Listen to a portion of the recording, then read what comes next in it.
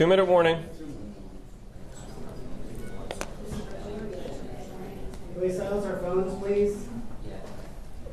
Good idea. My phone went off during the briefing yesterday.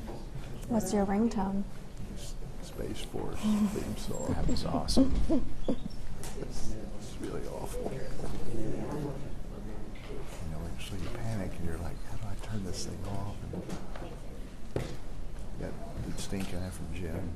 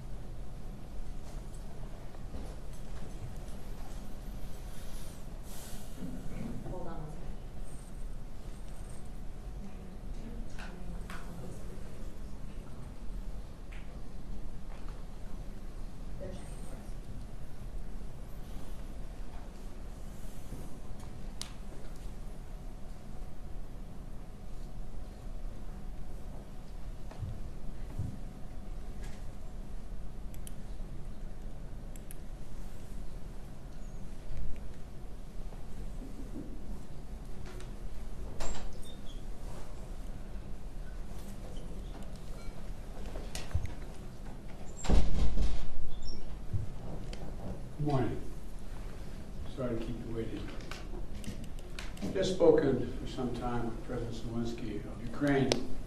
I told him, as I have each and every time we've spoken, the United States stands with the people of Ukraine and as they bravely fight to defend their country, and they are doing that. And as Putin continues his merciless assault, the United States and our allies and partners continue to work in lockstep to ramp up the economic pressures on Putin and to further isolate Russia in the global stage. Later today, together with other NATO allies and the G7, Canada, France, Germany, Italy, Japan, the United Kingdom, as well as the European Union, we're going to jointly announce several new steps to squeeze Putin and hold him even more accountable for his aggression against Ukraine. And I want to speak to a few of those points today. First, each of our nations is going to take steps to deny most favored nation status to Russia. A most favored nation status designation means two countries have agreed to trade with each other under the best possible terms. Low tariffs, few barriers to trade, and the highest possible imports allowed.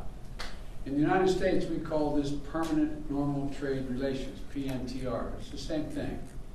Revoking PNTR for Russia is going to make it harder for Russia to do business with the United States. And doing it in unison with other nations to make up half of the global economy will be another crushing blow to the Russian economy. It's already suffering very badly from our sanctions. And I want to thank Speaker Pelosi, Leader McCarthy, Leaders Schumer and McConnell, and Senators Wyden and Crapo, Representatives Neal and Brady for their bipartisan leadership on this in the Congress. I would like to offer a special thanks to Speaker Pelosi, who's been a strong advocate for revoking PNTR and who agreed to hold off on that in the House until I could line up all of our key allies to keep us in complete unison. Unity among our allies is critically important, as you all know, from my perspective. Many issues divide us in Washington, but standing for democracy in Ukraine, pushing Russia's aggression, should not be one of those issues. The free world is coming together to confront Putin. Our two parties here at home are leading the way. With that bipartisan cooperation, I'm looking forward to signing into law the bill revoking PNTR, which is, again, most people think of as most favored nation status. We're also taking a further step of banning imports of goods from several signature sectors of the Russian economy, including seafood, vodka, and diamonds. And we're going to continue to squeeze Putin. The G7 will seek to deny Russia the ability to borrow from leading multinational institutions, such as the International Monetary Fund and the World Bank. Putin is an aggressor. He is the aggressor. Putin must pay the price. He cannot pursue a war that threatens the very foundations, which he's doing, the very foundations of international peace and stability, and then ask for financial help from the international community. The G7 is also stepping up pressure on corrupt Russian billionaires. We're adding new names to the list of oligarchs and their families that we're targeting. And we're increasing coordination among the G7 countries to target and capture their ill-begotten gains. They support Putin. They steal from the Russian people. And they seek to hide their money in our countries. They're part of that kleptocracy that exists in Moscow.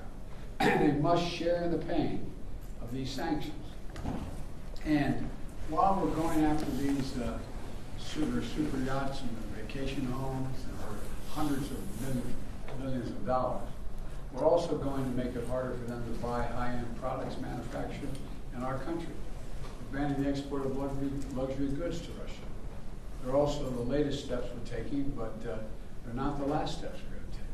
And as I said, at the beginning of all these steps, we're going to hit Putin hard because the United States and our closest allies and partners are acting in unison. The totality of our sanctions and export control is crushing the Russian economy. The ruble has lost more than half its value. They tell me it takes about 200 rubles equal $1 these days. Moscow Stock Exchange has been closed for 2 weeks because they know the moment it opens it will probably collapse. Credit rating agencies have downgraded Russia's government to junk status, its economy to junk status. The list of businesses, international corporations leaving Russia is growing by the day. We're also continuing to close corporations with allies and partners to make sure that the close cooperation we continue to have, Ukrainian people are able to defend their own nation. The United States has sent more than $1 billion in security assistance to Ukraine over the last year, including anti-armor and anti-air capabilities, taking out tanks and planes and helicopters, with new shipments arriving every day. We, the United States, are also facilitating significant shipments of security assistance from our allies and partners to Ukraine. And the humanitarian front, we're working closely with the UN and humanitarian organizations to support the people of Ukraine who have been displaced by the violence of Ukraine. We're providing tens of thousands of tons of humanitarian supplies, food, water, and medicines, coming by truck and train every single day. Yesterday in Poland, Vice President Harris announced an additional $53 million in additional humanitarian support to Ukraine. That brings the total humanitarian assistance to $107 million in just 2 weeks. We've joined this effort with more than 30 other countries. We're providing hundreds of millions more. And last night, with great credit, the Congress passed a bipartisan spending bill that included an additional $13.6 billion in new assistance to the Ukrainian people. I look forward to signing that immediately. I also want to be clear, though. We will make sure Ukraine has weapons to defend against the invading Russian force.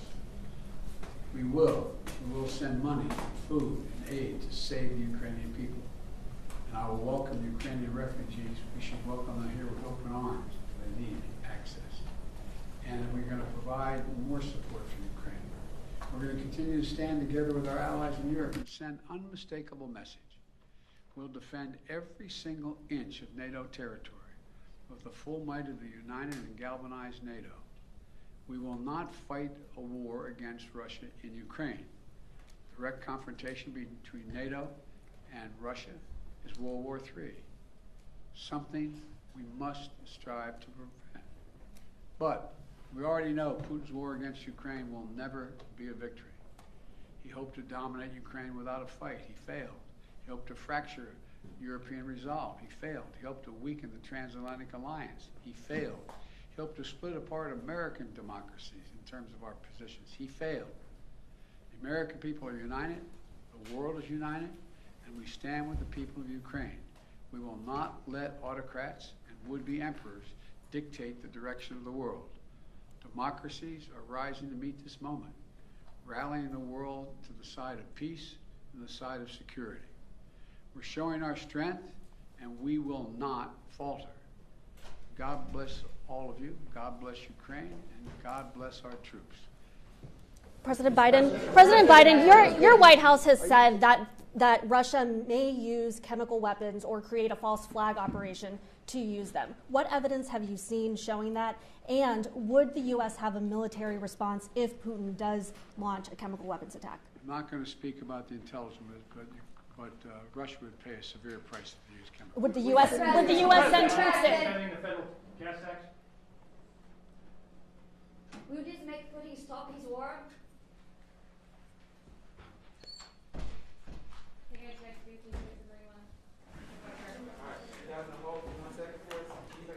Oh, now we go outside. Well, you have your coat, so good. I forgot my sunglasses though, which is the more important part.